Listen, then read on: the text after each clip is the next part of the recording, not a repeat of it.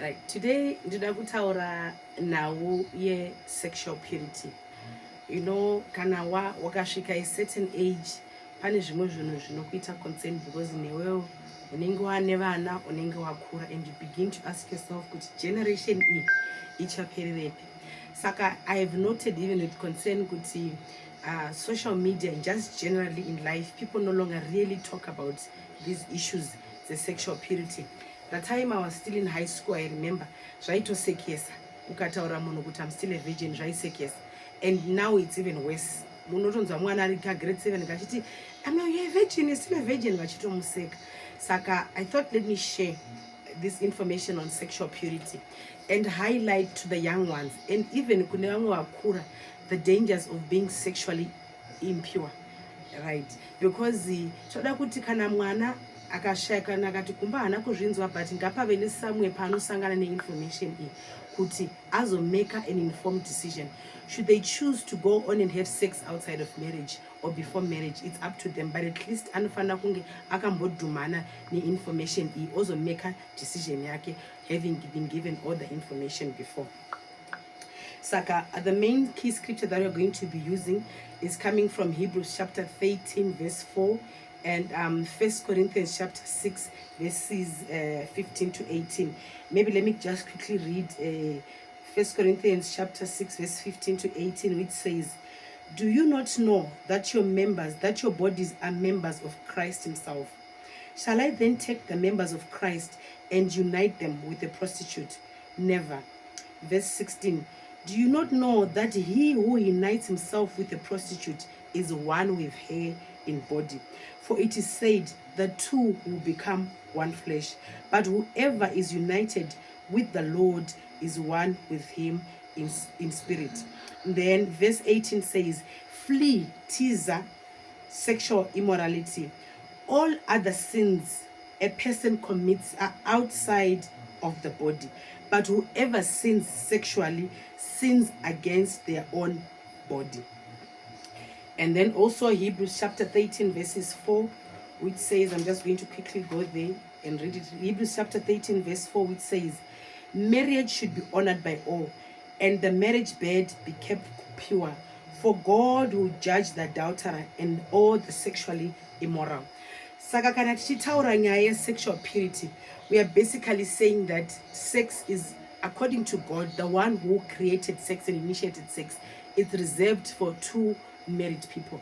Saka, sex should never be done outside marriage. It should be always within the confines of a marriage. That is if you're a Christian. But even if you're not a Christian, I'm going to highlight my consequences of having sex with somebody who's not your marriage partner. Right. Saka, ndirakuti delve into the problems anosanganikwa nawo for having sex outside marriage. Naika.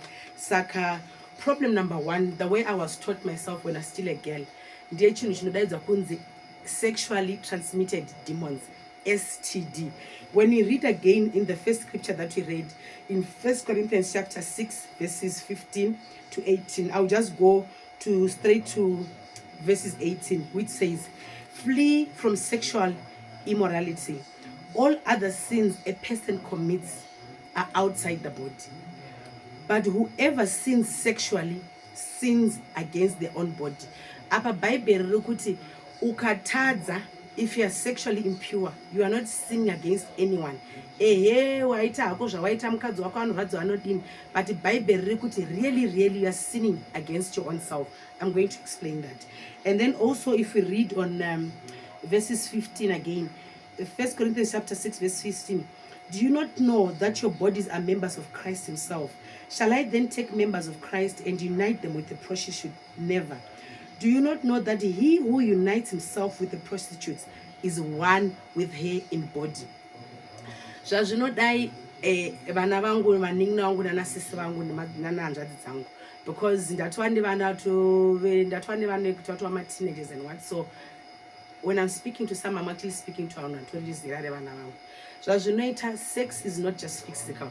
Sex is actually spiritual. When you read here, matauro zviri namwari ari kuti nebhaibheri ari kuti uyu anotora nyama yake oiunita uye sex with the prostitute atozviunita neprostitute, they become one. Paunorara nemunhu, pamunosangana, something happens in the spirit. Yatiri kutaura kuti STD, sexually transmitted demons. Pane an exchange that happens in the spiritual realm. You become attached kune munhu iyeye. Ndakupa example yemadzidzisiro andakazviitwa ndichiri musikana kudhara. Namufundisi wangu kwekuchechi kwandaipinda. Saka I just took things from my dressing table. Never mind, it's just an illustration. So I'm going to use this shampoo bottle as Jane. Jane is a pure virgin. She has never had sex. She's maybe, let's just say she's 16 years old. And then here is Brother Peter. Brother Peter, very cunning. Wangwara, he lands into a private space. Sweet talker. Then they have sex, these two. And then now Jen says, soon after this encounter, I could not stop wanting to have sex. I could not stop. Naika. Let's keep that in mind. And then you'll find kuti John Peter uyu akamborara na Jenny. Jenny is this one. Akamborara na Rumbi. Ndokubva amborara futi na Chiedza. Ndokubva arara na Kate. Anditika. Saka Peter here, besides sleeping with Jane, he also slept with Tati Vamwaskana Vesava 3 anditi. Paskana 3 ava akarara navo. This one, aitwe munhu, aitoita zvekutotengesa, aitorara navanhu vakawanda. Ngatiti akabvarana nevamwe vanhu 15 kana kuti 50. Now what then happens in the spiritual realm? Vanhu 15 vakarara nauyu. Vese they become joined. Vese vanosvika vachinojoina na Peter uyu. Then Peter uyu paakarara na Jane, he also transfers all those spirits futi kunani? Kuna Jane. Saka ndopa unozonzwa Jane akuti I never slept with anyone, but soon after I had this sexual encounter with this person, I could not stop myself. Why? Because pavano vakarara navo pane umwe angatori neshavi rake rechihuru aitoita zvekutengesa. Saka mweya yese inoya pauri. And that's how you find kuti vamwe vanhu pavanotanga kuva sexually promiscuous neminyama chaiyo inovatevera. Saka understand this, kuti pese paunosangana nemunhu, there is a transference that happens in the spiritual realm. You might not believe this, but that is the reality of life. Life is very spiritual. Saka, should you decide that you want to engage with somebody sexually, understand that also in the spiritual realm, vanhu vese vakarara nemunhu iyeye wauda kurara naye, they are also going to be united with you. And ukazosvika pakuti munhu iye warara naye hasiri achakuroora, just imagine how many people are going to be carrying with you. This is exactly what happens in the spiritual realm. Saka, problem yekuita sex outside marriage is that there's something called sexually transmitted demons. That's why you find kuti ngatiti wakagara muroom anditika wakatokogara neshamwari dzako kudai, so watokura maybe 30 years later, count 5 years later and 2 months later warara nemunhu. Munhu iye akapinda muroom, uneka reaction kaunoita because you guys are tied together. Muno creator inonzi soul tie, you become tied to each other. Saka, it's not good, it's not advisable to have sex outside marriage or before marriage. Right? This is just advising you. I'm talking to those who have not yet done it. And then I'm also talking to those who are married. When you go out of your marriage, having sex with different people, you are actually exposing yourself. That's why you hear the Bible here in 1 Corinthians chapter 6 verse 18 says, he who commits sexual immorality sins against themselves. Because mweya yese yaye ineyauti ma pauri. Unogona kutadza kuzviona nemaziso enyama, but that is what exactly will be happening in the spiritual realm. Then number 2, comparisons. Tinogona kuti chirungu ndezvakudhara. But I think munhu akangwara, before you engage into anything, you need to weigh the advantage and disadvantage. What is the hurry for? Imwe dambudziko raunowana if you have sex outside marriage is that you're going to be comparing. Right? Saka kana ukarorwa wanga wamborana nemukomana wako 1 kana kuti musikana wako 1 kana kuti amheno vakawanda ivavo, nawo wane munhu wako, maybe munhu wako haasi kugona zvaigonekwa nevayivai, you're going to struggle with comparing yourself nezviya zviya zvawakamboexperiensa kudhara. Saka you save yourself a lot of trouble yekuzoita comparisons. Saka zvinhu zvakanaka zvakakunda nekunakisisa kuti mese muri 2 mupinde neL plate, learners plate. Hakuna kana munotodzidzisana, you are safer that way than kuti upinde uchicompare neumwe munhu kuti that person is no longer there, and it's also very unfair to your partner. And this goes both sides, girls and boys. It's more more disadvantage as kune mwana musikana tichitarisa just culturally, or but even to a boy, demons have got no demarcation ekuti auyu mukomana uyu musikana. Even to you, even iwe futi mukomana, you can suffer from comparing your wife to vamwe vese vawakambosangana nawo. Then number 3, I want to talk about trust issues. Kana wakambosangana nevamwe, especially uri musikana, we might struggle with trust issues nemurume wako, because anenge akufunga kuti kana ko wakamborana naye wachona ndiani, kana vakazosangana zimwe nguva even ukada kuti ndakuenda kubasa kupi for 2 weeks whatever, anenge achikofunga ko kanosangana nemukomana waye, ko kana iri trick kuti anosangana nemunhu yaye. Worse off futi pawakasangana newakasangana nawo vanhu ivavo, pane vamwe vanenge vachikuziva kuti wakamborana nhingi nanhingi nanhingi. Those people can come back and haunt you, because chagona kusangana nawo pamwe muri kutoshanda kwamuri kushanda, muri kufamba nemurume wako nemukadzi wako, then mosangana nevanhu vaive, nyaya dziya dzichitanga kubuda. Saka it will cause trust issues. Saka it is far much more advantageous kuti ugare wakangozvichengeta usina kudini, usina kusangana nevamwe vanhu until you get married. Then the other 4th reason ndeyekuti ukangotanga kuita bonde, when the moment you start having sex, you develop the desire yekuramba uchiita. Ukazvitesta, it's very difficult kuti usasazozvida. Saka ukazvitesta une 16 years, une 13 years, une 20 years, ausatoda kuroorwa, where are you going to be getting it from? Pamwe mukomana kwaudana naye amusugara meseka, you are unable kuti musangane every now and again. What's going to happen to you? And the more frequently you have sex, the more, neumhandara hwacho unobva tsakatika kuti tsakatike. Saka ukangoerekana warayira sex kazhinji, you cannot stop. There's that desire, because chinhu checha waita exposed kwachiri, and muzviona. Saka it's far much better to keep yourself pure before marriage.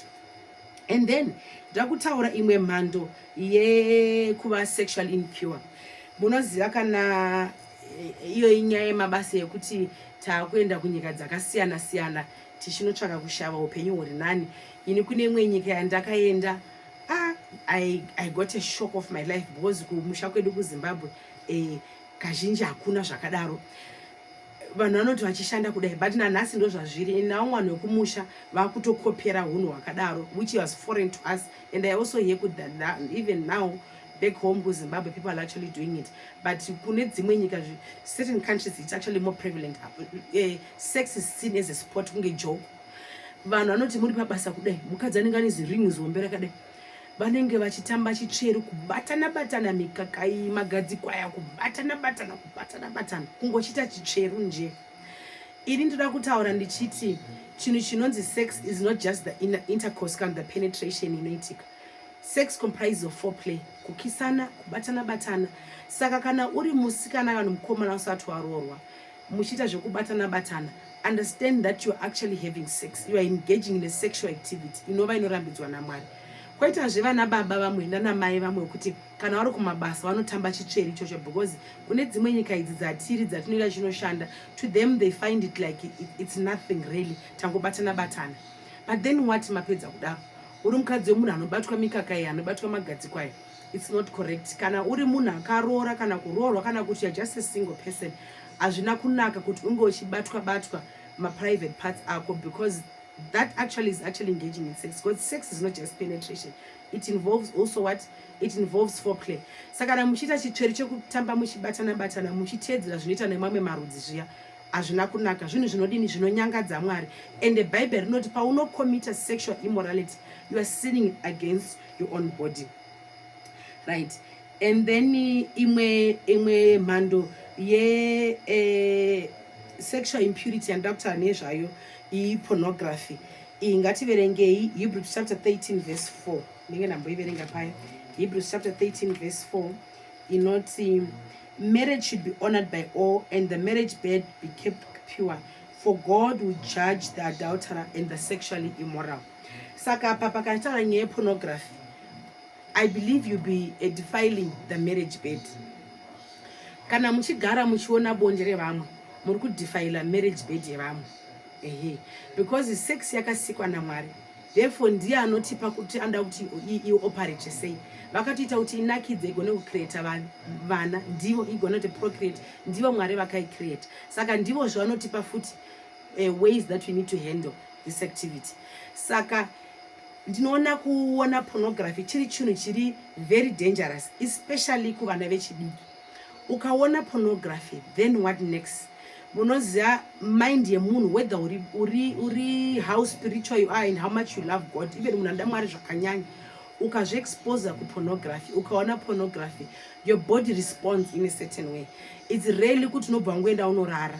That's when you find kuti watching pornography leads to another thing. Ndipo unonzwa kuti mumwe munhu achingobva kuiona abva ina unokecha pambi kana kuti akuto masturbate andi mukuzviona. Saka watching pornography is a no. Kana kuti kune vamwe, I've also noticed mukukura uchitaurwa nevamwe muchikanselina muchidini, I found that in the Christian community there's a large number of Christians vakarorana vanoona pornography. Me, I want to submit it to you that you're actually opening up your marriage to demonic activities, because muri kuona bonde revamwe, Mwari havazvitendere kuti muningire vamwe vanhu vachiita bonde ravo. That is not correct. And then secondly, vanhu vaya vanoacta maporno vanenge vari pabasa. There's a lot of cut, start, shoot, what they are rehearsing, and vamwe vanenge vakatopomberwa madrugs. And then you wazviona, your brain will automatically desire to experience that. Apo iwo munhu wako haasi kuzvikwanisa.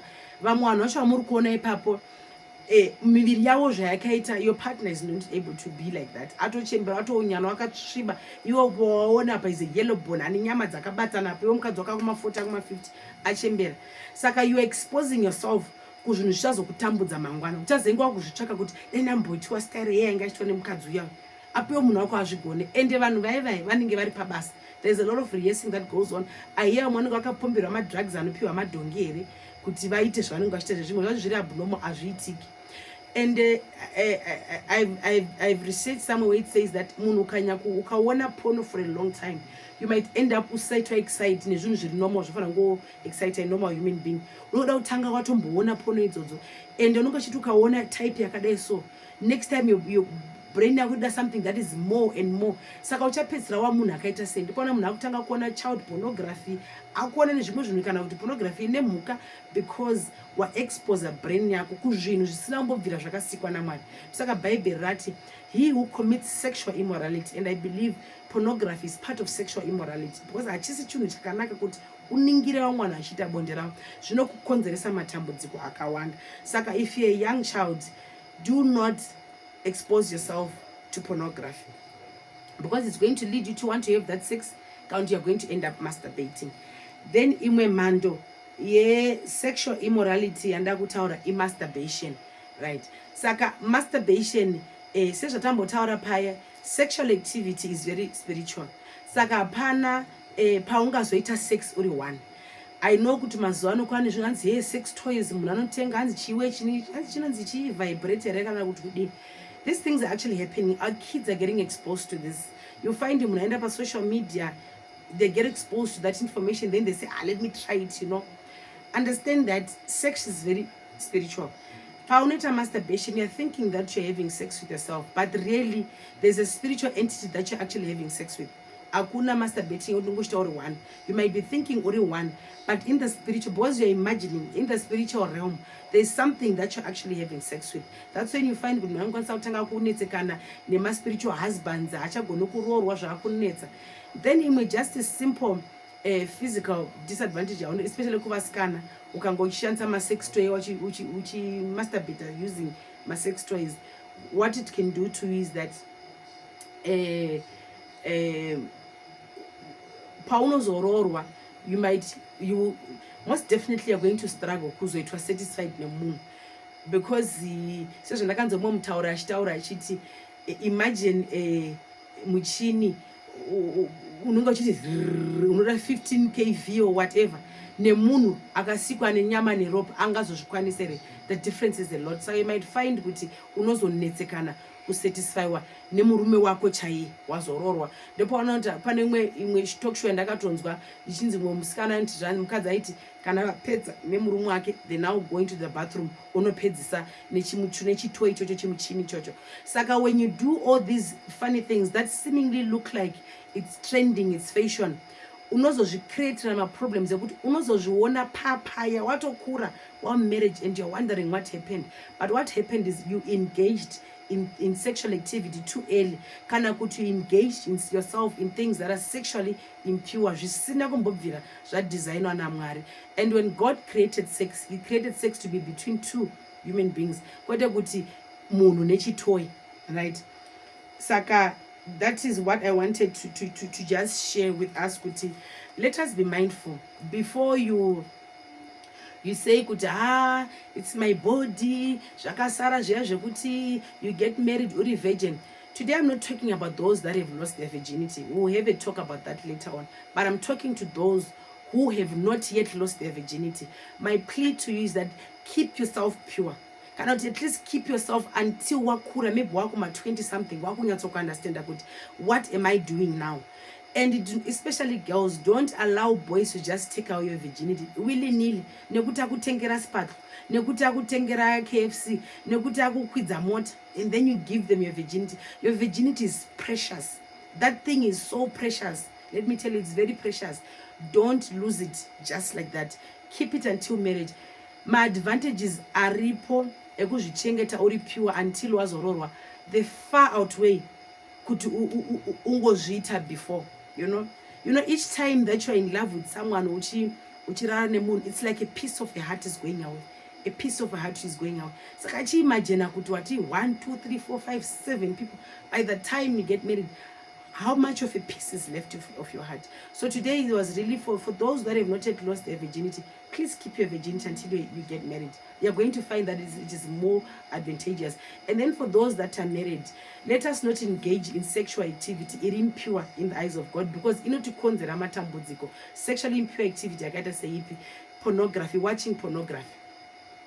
Kubatana nemunhu asiri mukadzi wako kana murume wako. That is actually part of having sex. Sex is not just penetration. Sex involved foreplay. Kubata munhu, kukisa munhu asiri mukadzi wako kana murume wako. That is sexually impure. Masturbation is not God's design. God says a man shall leave his mother and father and be united to his wife, and they shall become one. Apana paakati munhu netoy. Masturbating and buying toys, I don't believe it's a part of God's plan. God's plan is that a man and a woman within the confines of a marriage institution. So I really hope that you have learned something today. But please, Vanavadiki, keep yourselves pure until you get married. Thank you.